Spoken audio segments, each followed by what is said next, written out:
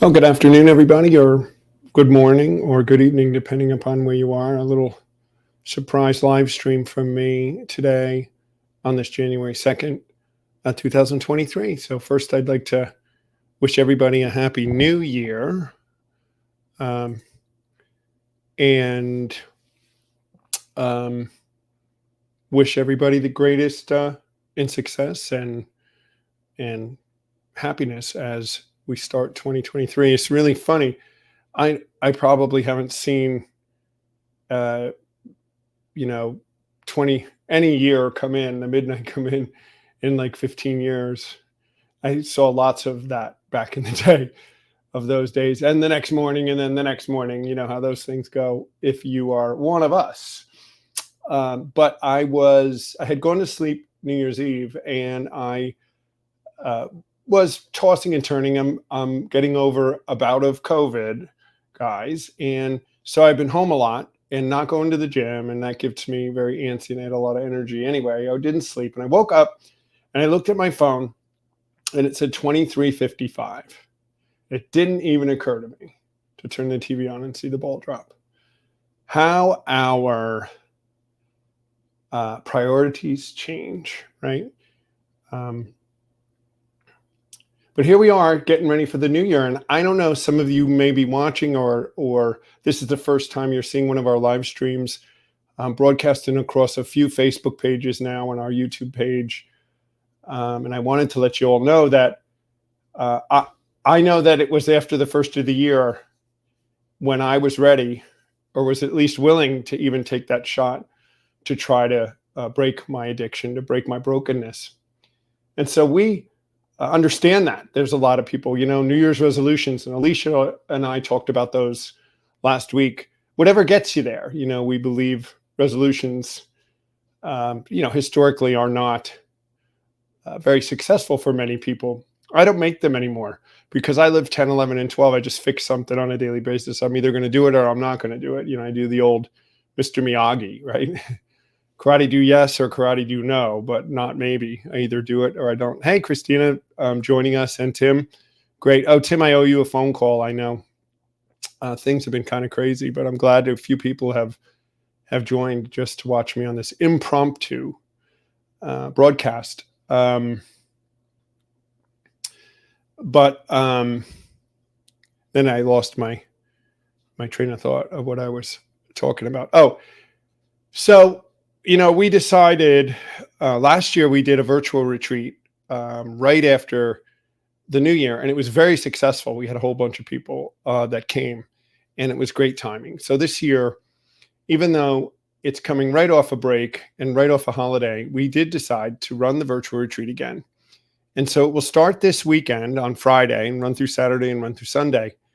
And we'd love for you to be there. If you don't know what to do, if this is your first opportunity and saying, I got to fix this, I can't stop, and you're finally ready, come to the virtual retreat. Guys, we've run, I think this is our 16th virtual retreat since the pandemic. And many have come through and experienced recovery. I'm wearing my I Am Recovered shirt today because I am. We're going to talk about that in a minute, but I'm certainly recovered from a hopeless state of mind and body, and the obsession and the struggle and all doesn't weigh me down anymore. I just don't have it. So we're going to do it this weekend. There's a link right in the chat, in the comments. If you had it, I'm sure they'll show up when we post this. But if you don't see it, you can go to cametobelieverecovery.org and go to events and click down to events and go to virtual retreat, and then you can register. There's still lots of openings, not lots of openings, but we know last year, I think the week before, we had 20 or 25 people sign up, right after the new year. So I'm going to be on today. This is the first of a few broadcasts today and tomorrow, just to make sure the word gets out. And guys that are on, hey, Matt, great to see you too. I'm following you a little on Facebook. You guys can share to your Facebook pages. Get the word out, everybody, to where you are, the virtual retreat this weekend. It really does work. And we kind of have an all-star cast this time, teaching steps. Dee from England is teaching. We got Alicia teaching. I'm going to do step 3 this year. Viv is going to do 4 and 5, 6 and 7 by Donna. Some of you have not seen Donna teach yet. She's fabulous. Mandy from up in the Pennines area, if I said that right, near Newcastle, kind of. We'll be teaching 8 and 9. And then we have Dale Marsh from California and Dale Barker from Florida. And then Viv back to close us out. So we got a great team of very experienced people want to share their experience, strength, and hope with you and teach you the steps over the weekend. How's this going to work, right? Well, I have schedules right here, guys. So it presented a kind of an interesting problem for us when we went virtual, because when we do it in person, it's one time zone, right? So it's wherever we are. But when we go virtual, we are literally open to anyone that's got the internet. So we could get registrants from anywhere around the world, and we typically do. They generally range from California, up the Western coast, through Europe. So kind of what do you call this? The Western Hemisphere, I guess. We have had people from Austria and things like that, certainly from Ireland and Wales and England, the UK, Spain.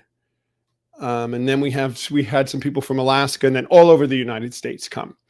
So it presented a problem for us, which was, how do we deal with the time zone? So this is how we've done it, if you're wondering.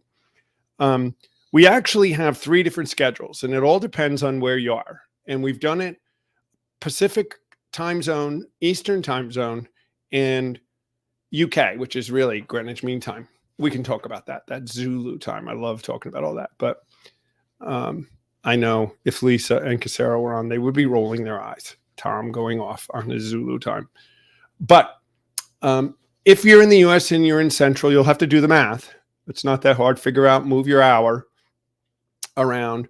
Or if you're in Mountain Time, or if you're further east in Europe, figure your time. But we've made these 3 concessions. So, and then what we've done to match that is we've run our Friday night sessions, right? Think about it. If we ran the Friday night session at 7 at night in the US on the Eastern time zone, right? It would be 4 o'clock in California, which isn't so bad. The Californians don't mind that 4 o'clock, but it would be midnight in the UK, right? So that wouldn't work. Why don't we just do it all in one day? Well, we've talked about why we have found that it doesn't work. It's not as beneficial to not give that time for that engagement from steps 1 and 2 to 3 and have that night to really think about it and all. So it starts, so we're doing 2 sessions on Friday. They'll be exactly the same. We're going to state what steps 1 and 2, different speakers, but the same material. So the first session will be on Friday. It's 11 o'clock California time. Now, if you sign in and you go on the website, guys, you'll get an email. You'll get a schedule that meets your time zone, so you don't have to worry about writing all this down. Casera has it all lined up. When you register, you'll get a schedule from your time zone. There won't be any questions. But just for the purpose of explanation, session 1, which is our first 1 and 2, will start at 2 o'clock Eastern time zone. That's 11 o'clock in the morning in California. And believe it or not, there's some Californians that like that. They come in the morning. And some Californians come to both. Some are sicker than others. But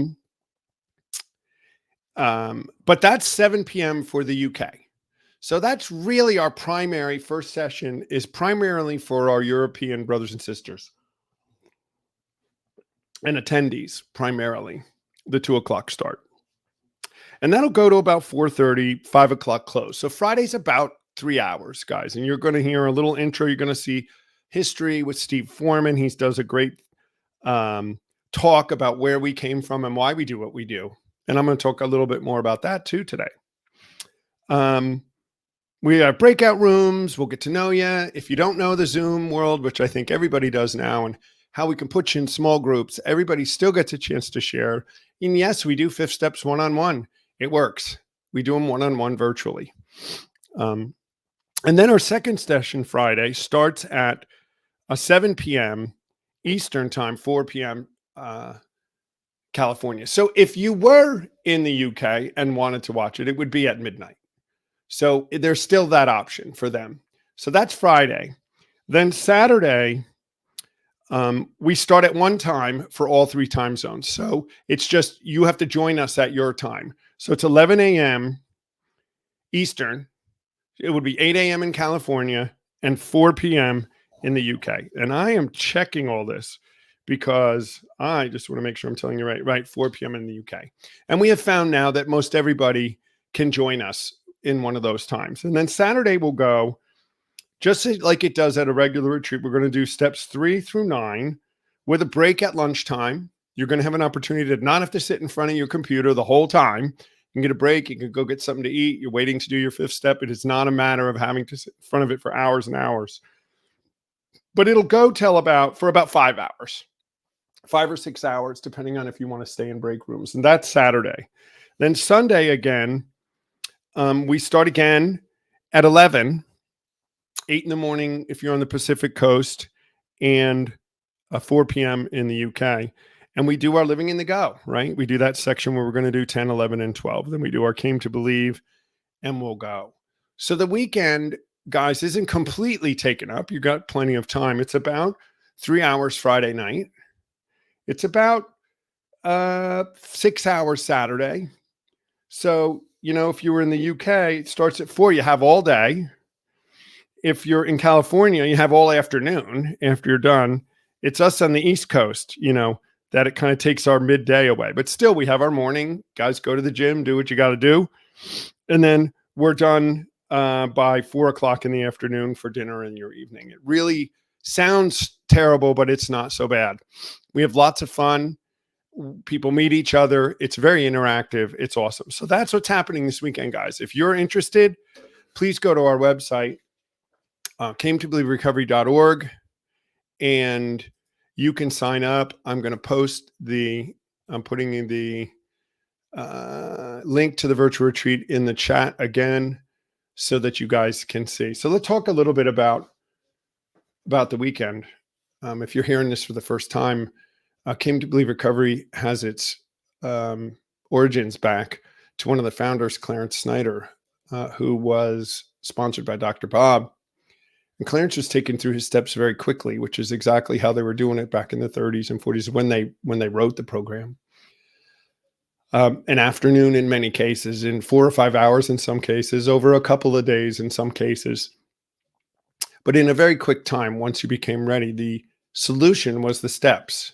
It wasn't meetings back then. And it's not today. The solution, the answer, is in the book. And it's 12 steps. And then we have a fellowship, and we rely and love and need that fellowship to help us and support us as we grow. But we take those steps quickly. And so Clarence took Steve Foreman and Jack Rapp and Dale Morfitt through the steps, and their wives, Sue, Carol, and BJ, exactly the same way he was taken through. And he became recovered. He was told to call himself recovered when he left. And recovered means, the obsession was lifted. It means you have a clean slate. It means your character has been completely changed. It means that you've gone over that psychic change. And then you can begin to grow in your 10, 11, and 12. It's not a cure. We can't drink. I can't ever drink again. I have this physical element to me that kicks off a phenomenon, a craving. My body reacts differently to alcohol and drugs. And then the chances that it could go down the road and open up to spiritual malady and that whole thinking return is certainly possible if I were to drink again. But I don't even think about it. I'm never tempted at all. And that's very important to let people know. The program never promised struggle. It didn't promise it. The promise is in step 10, nowhere does it say, and you will struggle day to day, and you have to go to meetings to keep from struggling. We go to meetings to grow and share and do our step 12. And I like that, Matt. Goal is to get from point A to point B at a pretty good clip. I like that you said that. One thing that I was discussing with Dayra out in California when I was out there, and we talk about it being a set of tools, right? A set of spiritual tools laid at our feet. It's in the book. And she said, so programs that take you a year, they give you like one tool a month. And if the job takes all 12 tools, wouldn't you need all 12 at the beginning and then figure out how to use them all? Even if it's a slow movement, once you have all the 12, you can start, the project can get going. If you have to wait till you have all 12 tools before you can actually start the project, that's pretty tough. If you're going to change a tire and they hand you the lug nut or the wrench 1 month, you're standing there, you didn't start changing the tire yet. They give you the jack the next month. Okay, I jacked the car up. I'm still not changing the tire yet, right? I just came up with that. That was pretty interesting. But if you have the lug nut and the jack all at the same time, while it still might be hard and you might fumble through it and the jack might not work quite right and you might realize you got to break free the lugs before you lift the car off the ground, either way, right away, you're making progress towards changing the tire. And that's what we're doing, is we're going to hand you all 12 tools and then help you and support you to keep you going. The big book tells us this, that we are many thousands of men and women who have recovered from a hopeless state of mind and body. From 568 of the first edition, actually this is, excuse me, from the fourth edition, this is an expert that says this, excerpt. Most emphatically, we wish to say that any alcoholic capable of honestly facing his problems, alcoholic or drug addict or person in some sort of addiction, guys, it's all addictions, facing his problems in the light of our experience can recover, provided he does not close his mind to all spiritual concepts. And that's really important. We meet the newcomer and everybody really where they're at with whatever spiritual concept, God concept that you have, or no concept or bad concept. But it is a requirement that you be at least open to the idea that there could be a concept that might work for you. He can only be defeated by an attitude of intolerance or belligerent denial. So there are those that don't recover, right? How it works tells us that constitutionally incapable of being honest. It does talk about those that don't recover. And if you're not able and have such intolerance and belligerence and denial, then yeah, it's going to be tough for you. We find that no one need have difficulty with the spirituality of the program. They didn't, and neither do we. We're not a church. We don't have a doctrine or a dogma or a worship service or any specific rituals or traditions that you have to follow to come. Willingness, honesty, and open-mindedness are the essentials of recovery, right? But they are indispensable.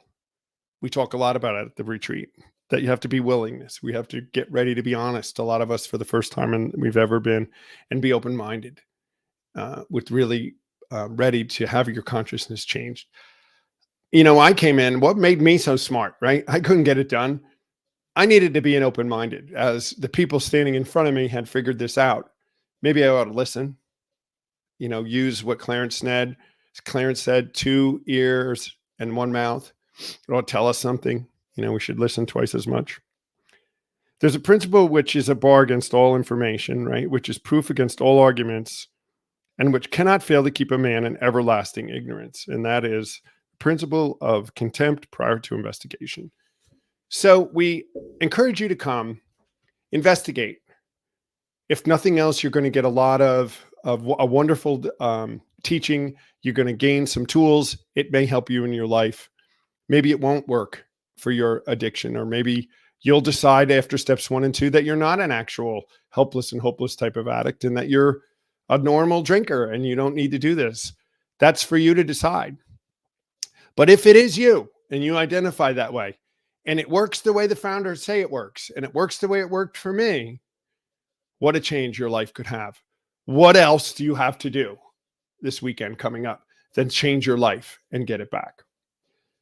Over this time, while I've been off, between Christmas and New Year's is really the slowest time it came to Believe Recovery, and we're we're off most of the time. I travel a lot and work a lot of straight weekends through the year, which I don't mind. None of it matters to me. But I get to this place where there's nothing going on, so I'm around a lot. So amongst changing guitar strings, which is something I don't ever get to do as often as I need to, I was able to do that this weekend. And this is one of my Telecasters, which I hadn't played in like, maybe 6 or 8 months. And I thought, maybe you should sell that one. I don't need all this sitting around. So I changed the strings on it the other day and I started playing it. And now I see where it is. It's in the number 1 position. So I'm playing it all the time now. Anyway, one of the other things I was doing is I've been reading a lot. I started reading Emmett Fox's Sermon on the Mount again, which I do recommend for everyone to read. It's not easy reading. It's pretty high level reading, but it's one of the things that the founders were reading. And it's really, really interesting expose. It's a study on the Sermon on the Mount, which is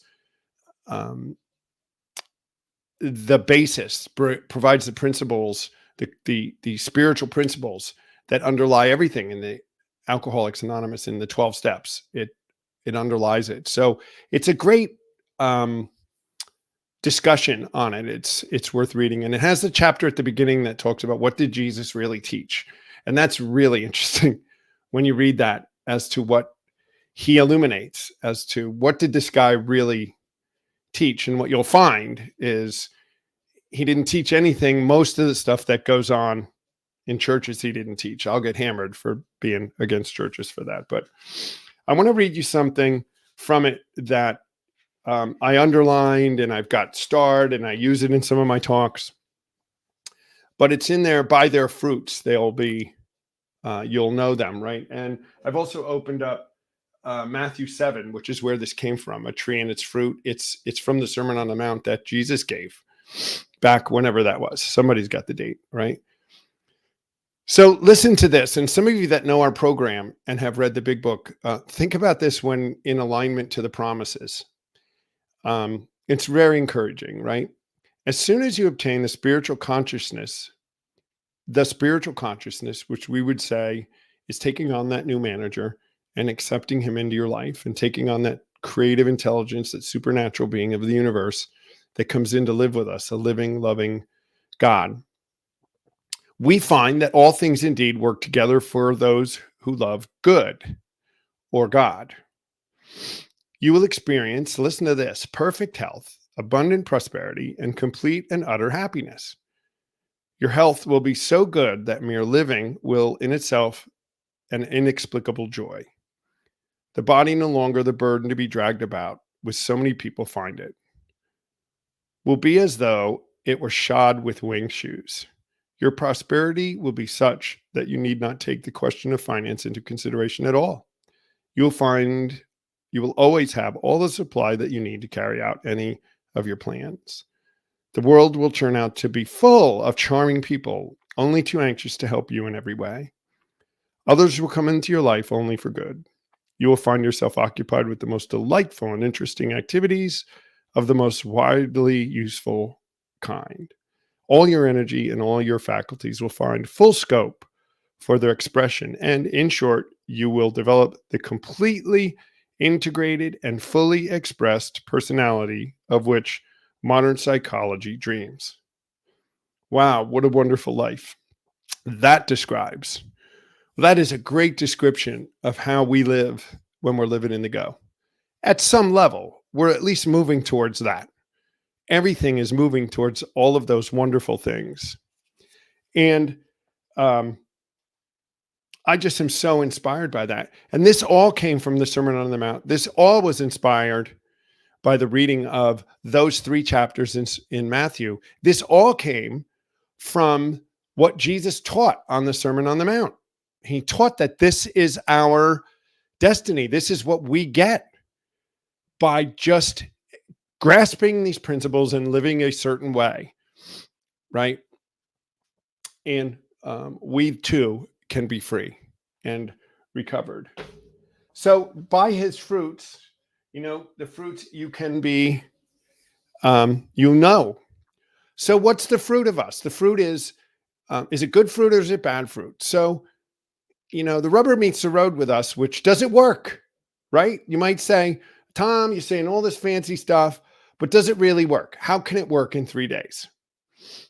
Well, we have hundreds, thousands, tens of thousands of people, and I'm going to get a few of my guests as the afternoon goes on and into tomorrow, and bring some people on that started with us on the virtual retreat, so that it's not just Tom telling you, it's some others that did attend a virtual retreat, and some, not so many anymore because they've had a chance to come to an in-ground on-person retreat, but some had never been for a long time to an on-ground retreat and still remained sober, not just sober, but recovered, which means they were living that definition that I just read in from the Sermon on the Mount.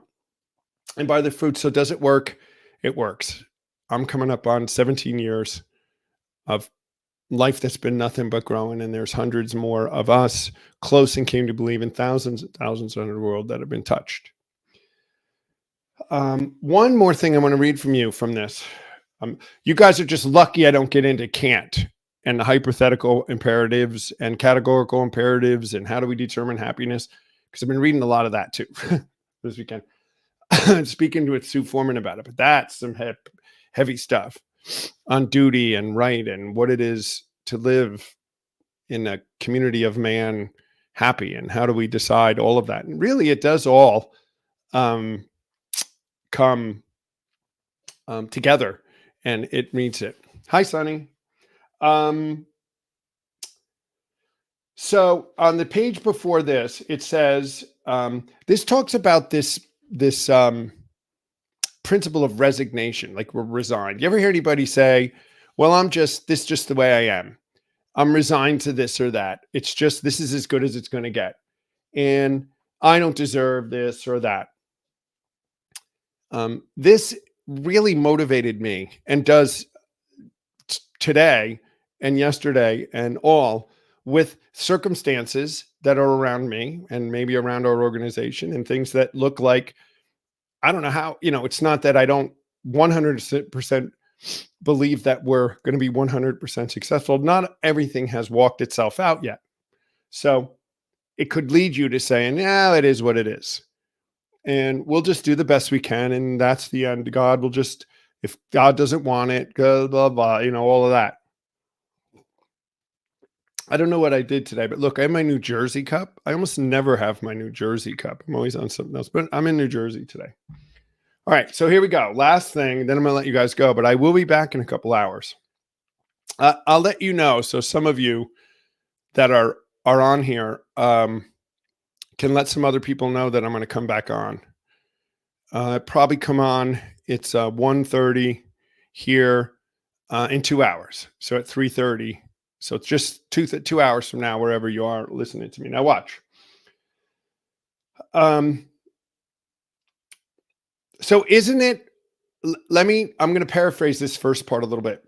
Isn't it all of ours goal in life to be freed from every kind of bondage, physical, mental, or spiritual, right? That's what we can all agree that we'd love to be freed from those things, and slave to every kind of bondage, physical, mental, or spiritual. We want to be free from that. All right. So we agree. Yes.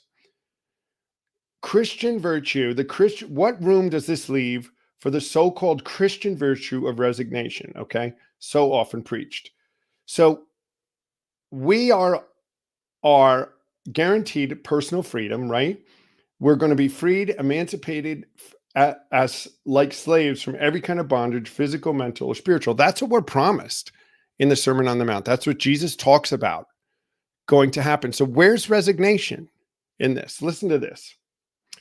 The fact is, of course, that resignation is not a virtue at all. On the contrary, resignation is a sin, character defect. Let's call it that so you guys don't flip out. What we commonly dignify with the fine name of resignation is really an unwholesome mixture of cowardice and sloth. Whoa, strong words there. We have no business to be resigned to inharmony of any kind. I'm going to say it again, guys. For you that don't think you deserve it or that you can do it, we have no business to be resigned to inharmony of any kind. And that woke me up today. And I said, I have no business to be resigned to inharmony. It's a waste of time. Nothing gets better if I've decided it's never going to get better, right? Even not trying, it doesn't make sense to do that. And I believe he is who he says he was. And if he did, and step 7 really worked, I got no business resigned to any kind of inharmony of any kind, because inharmony cannot be the will of God. So that kills some of you who will say, well, God just doesn't want this, or God just isn't going to do this for me, or God just isn't. Can't be. We have no business to accept ill health, poverty, sinfulness, strife, or unhappiness or remorse with resignation. Now, we might have to work through this, guys. That's what our steps are for, the tools. But we shouldn't accept that as this is just it. We may struggle. I want to say I said that, not struggle. We may make mistakes in 10, 11, and 12 as we learn how to live in this new character. But that is in complete contrast to resignation. We have no right to accept anything less than freedom and harmony and joy, for only these things do glorify God and express his holy will, which is our raison d'etre. I haven't looked that up. It's French for something. It must be our reason to live or something. So look at that. We've talked about that change in consciousness and what it gets us in life, and how we do get inexplicable joy and success and happiness. And we are not to be resigned to any kind of inharmony in our life. So there we go for the morning. The virtual retreat, guys, this weekend. I won't read from the Sermon on the Mount or from Kant this weekend. Maybe I will. I am going to read Stands by the Door this weekend at some point, because that always goes over really well. So have a great rest of your morning, afternoon, evening, guys. And again, virtual retreat this weekend. Go to cametobelieverecovery.org or click on the link in the chat to register for the retreat. There's openings. Come here. Oh, one last thing I wanted to say, right? 3 days, you said. Maybe how can it be done in 3 days? In the Sermon on the Mount, I read this. Now, this isn't just from the Sermon on the Mount, which is the Emmett Fox book, but probably historically accurate. The Sermon on the Mount preached by Jesus was teachings that he did over a period of time. And they think he did several teachings over 2 or 3 days, which is what took him to articulate the entire, what they call Sermon on the Mount, all the teachings. He taught the whole thing someplace in a couple of teachings a day over 2 or 3 days. And he would have expected that anyone that heard it and it touched their heart, that they could grasp this freedom and go on to start living their life. I could hear him say, now go live 10, 11, and 12. I don't know. But if that could do it in 2 or 3 days, I thought that was really interesting. And we do this in 2 or 3 days. We teach this to you. No reason to not have it go this quickly. And then we'll support you in how to grow in 10, 11, and 12. All right, everybody. Great afternoon. We'll see you in a couple hours. Peace.